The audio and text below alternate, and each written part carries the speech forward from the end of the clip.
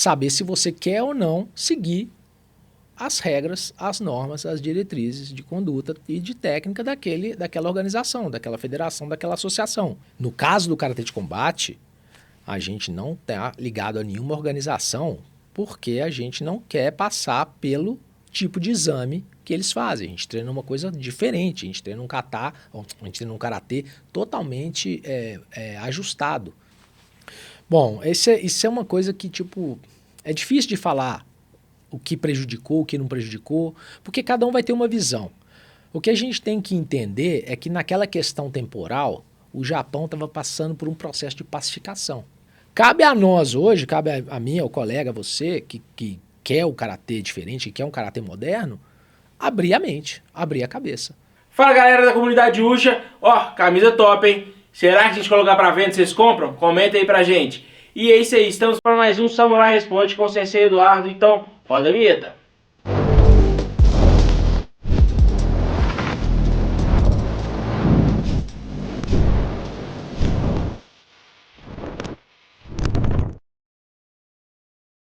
Sensei, Paulo Rodrigues fez a seguinte pergunta. Shihan, gostaria de fazer uma pergunta. Eu entendo que as associações interferem muito nas escolhas dos praticantes. Você não acha que em muitos dos casos as regras são exageradas? Bom, não, eu acho que cada um que sabe da sua organização. Ele falou o quê? Federação, associação? Isso, associação. Pois é, então, é porque é uma coisa complicada, porque é claro que eles têm que ter as regras deles, tem que ter a forma de fazer, porque senão cada um vai fazer de um jeito. Aí o negócio descamba virar uma bagunça, né? Cabe a você saber se você quer ou não seguir as regras, as normas, as diretrizes de conduta e de técnica daquela organização, daquela federação, daquela associação. Então, precisa de ter um formato, precisa de ter muita regra, precisa de ter muito isso para um negócio não virar uma zona, né? Aí você tem que falar, pô, eu sigo essa organização, mas eu não gosto, eu acho que eles são muito assim. Procura uma outra organização, né? Uma organização que vai te dar mais, como é que fala?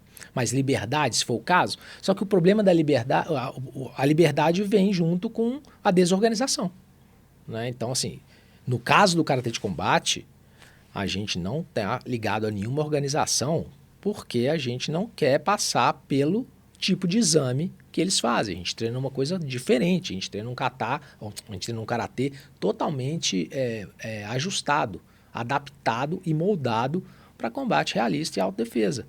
Então, se você for fazer um tipo de movimento lá, você não vai passar. Então, por isso a gente fez a nossa própria escola, onde tudo gira em torno do nosso ecossistema. Agora, você quer uma coisa já pronta?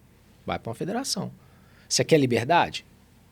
Construa a sua própria. Mas vai ser muito trabalhoso, né? Não é nada da noite pro dia. Eu acho que nós temos tantos estilos de lutas hoje.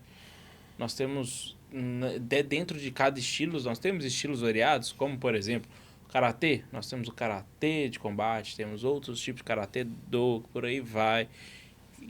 Vai crescendo listas. Na capoeira, tem capoeira Angola, capoeira regional. Todas as artes têm uma variação aí. Então basta você ver e pesquisar o que você quer e dentro da sua cidade onde você quer.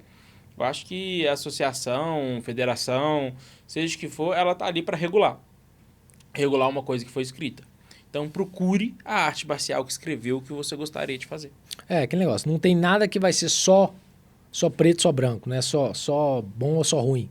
Não tem nada. Tipo assim, tudo é uma dualidade, a dualidade da vida, né? Então, assim, cabe a você se identificar com aquela organização, igual você falou. Só estilo de karatê, dentro do karatê do, eu não sei se deve ter mais de 100, não sei, é muita coisa, entendeu? Então, assim, aí Kung Fu, um monte de estilo de Kung Fu. Então, assim, eu acho que alguma aí vai encaixar com você tem que saber. Liberdade, só liberdade vem com a desorganização. Então, você tem que saber balancear isso aí. Sensei, no vídeo que você fez, que é pode usar kimono preto no karatê? Descubra agora. Se você quiser ver esse vídeo, se você quiser descobrir, você tem que ir lá caçar esse vídeo. Tá lá, é um short, é fácil de achar. O Paulo Rodrigues escreveu: outra pergunta que quero lhe fazer. E você não acha que no caso ele disse: outra pergunta que quero lhe fazer. você não acha que as modificações que o grão-mestre Koshin Funakoshi fez prejudicou ou não prejudicou o karatê? Na minha opinião, ele prejudicou, mas gostaria muito de ouvir a opinião do Shihan, no caso você. Bom, isso é uma coisa que, tipo, é difícil de falar o que prejudicou, o que não prejudicou, porque cada um vai ter uma visão. O que a gente tem que entender é que naquela questão temporal, o Japão estava passando por um processo de pacificação. Então, eles não queriam saber de samurai, eles não queriam saber de jiu-jitsu, eles não queriam saber de nada que pudesse remeter à guerra. Né? Então, Gishin Funakoshi, que era um cara muito... Gishin Funakoshi não, o Jigoro Kano, que era um cara muito influente na época, já tinha feito isso com o judô, que era o jiu-jitsu. Os caras falaram, ó, não pode ter mais essa coisa violenta, esse negócio de matar, de sei lá o quê, de golpe. Ou vocês modificam, ou a gente vai acabar com essa palhaçada de arte marcial, porque a gente não aguenta mais a guerra. Né? Nós estamos numa fase de pacificação do Japão. Então, tanto que não tinha mais nada de samurai, não tem mais... A arte marcial entrou nesse mesmo balaio aí. Então, o Jigoro Kano, ele transformou o jiu-jitsu em judô, né? Ele tirou o jitsu e botou o do. E o Gishin Funakoshi fez o mesmo. Né? Tirou o jutsu do karatê jutsu e botou o do karatê do. Então, passou-se de uma arte de combate, de técnicas de combate, para um caminho. Então, você imagina o Gishin Funakoshi lá na época. O cara chega e fala assim, ou você modifica tudo, ou acabou a brincadeira, não tem mais karatê. Então não dá pra falar assim, pô, o cara modificou o karatê e estragou o karatê. Pô, se ele não tivesse modificado, talvez a gente nem estaria sentado aqui conversando sobre karatê. Talvez não, entendeu? Porque ele é considerado o pai do karatê moderno, justamente porque ele lutou com unhas e dentes para não deixar o karatê morrer. E ele foi mudando o karatê para que ficasse algo que fosse aceito no Japão. Não, agora tá bom. Agora ninguém tá batendo no outro mais não? Então tá. Aí, com o tempo, foi se modificando de novo. Porque por mais que você mude muito uma coisa, o ser humano já tem essa natureza dele de combate, de se testar, de falar, não, deixa eu ver se eu ganho. O ser humano é competitivo. Né? Então, treinando aquele karatê que estava lá bem suave, os caras começaram a meter a mão no outro. Ah, esse negócio aqui não tá dando não. Aí eles começaram a pensar, gente, vamos botar uma competição aqui, que esses caras já não estão aguentando mais fazer esse negócio muito... Aí começaram as regras da competição. Então, assim, é um processo. Então, não tem como você falar que o Gishin Funakoshi estragou o negócio. O que a gente tem que pensar é o seguinte, ele fez o que, essa é a minha opinião, ele fez o que ele tinha que ser, que tinha que ser feito na época, conseguiu manter o karatê vivo, levou, o karatê entrou no Japão, foi se espalhando e a competição foi ocorrendo conforme eu disse. Cabe a nós hoje, cabe a mim, ao colega, a você, que quer o karatê diferente, que quer um karatê moderno, abrir a mente, abrir a cabeça. Né? Porque quando a gente quer fazer uma coisa diferente, as pessoas ficam, não pode mexer, não mexe, e fica num imaginário. Ah, o karatê não funciona para isso, mas a galera imagina que ele funciona. Entendeu? Então, cabe a nós, que gostamos do karatê, que somos apaixonados pela arte, buscar informação, buscar outras técnicas, buscar em outras lutas aquilo que o Gishin Funakoshi tirou naquela época por um motivo de precisão, vamos dizer assim. O que a gente tem que entender é que toda arte marcial ela foi criada em um tempo e esse tempo às vezes não existe mais. A gente tem que parar para pensar quando a gente vai falar de uma arte, seja capoeira, seja karatê, seja jiu-jitsu, seja taekwondo, seja qualquer uma, são épocas diferentes. Ela foi criada por um estilo e não tem como esse estilo persistir. Você acabou de dizer, realmente, estava em guerra, o Japão tinha acabado de sair de uma guerra. Então, até a capoeira era uma arte escravocrata, que acabou a escravidão. Sei que tem todos uns preceitos aí por trás, não estou entrando nesse mérito, mas a evolução tem que ser constante, porque o ser humano evolui e a arte tem que evoluir. É óbvio que algumas coisas acabam indo, não vamos dizer para mal, mas para uma coisa que a gente não gostaria. Por mais que o cara até hoje pode ser muito voltado para competição, e acredito eu que mas eu não posso falar nada, que eu não sou karateca, eu faço karatê de combate, eu não sou karateca, é diferente.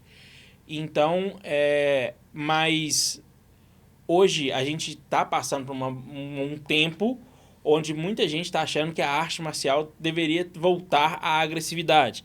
pelo um tempo que a gente está passando de confusões, de violência, de assaltos e tudo mais. Então, a maioria das pessoas acham que eu converso, não estou dizendo que eu concorde ou que eu discorde, eu vou me abster aqui nesse caso, de voltar à arte marcial a esses tempos antigos. Eu acho que é muito isso. Cada tempo vai pedir uma coisa diferente. Cada tempo vai pedir uma arte diferente. Em tempos de paz, artes mais voltadas para a competição. Em tempos de guerra, artes mais agressivas. Não sei em qual momento estamos para poder falar. Mas eu também concordo com você. Eu acho que vendo e aprendendo com você, então não só aprendendo o karatê de combate, mas aprendendo o karatê, porque os preceitos do karatê de combate vêm do karatê. Eu acho que concordo. Ele não estragou o karatê. Ele simplesmente modificou o que precisava ser modificado para a época e ainda trouxe uma filosofia, uma história muito bonita por trás. Não é só abater. O karatê não é só bater. O karatê não é só combate. O karatê ele tem uma filosofia. E se você pensar nessa filosofia que ele deixou, que ele trouxe, é ela que eu acho que no momento é mais importante, na minha visão. Exatamente, Cardinho. E cada um vai ter uma necessidade também, né? Apesar das necessidades básicas que a gente tem de sobrevivência, o que puxa muita gente para a arte marcial, que a gente tem essa necessidade de sobrevivência, né? Isso já tem um drive na nossa cabeça que a gente tem que sobreviver. Por isso que a gente procura defesa pessoal. Porque está incutido já na nossa mente, está no nosso cérebro, já que a gente tem que se defender. Mas eu acho que cada um tem uma necessidade, cada um sabe o país que mora, a região que mora, né? Então, assim, trazer essa parte de defesa pessoal, quem quiser, tá lá. Tem a parte de defesa pessoal, tem o karatê de combate, tem outras artes que tocam mais nessa tecla, e tem a galera que gosta do esporte também. E o esporte, ele ajuda a expandir, o esporte, ele dá visibilidade para as coisas. E também, hoje, que o pessoal fala da movimentação do karatê, que a movimentação do karatê é muito rápida, que é difícil você encontrar o cara, devido ao esporte. Então, tudo dá para tirar uma coisa boa, né? Basta a gente ter o olhar abrangente para a gente entender e quais são as minhas necessidades, o que eu quero. Então vou nesse caminho.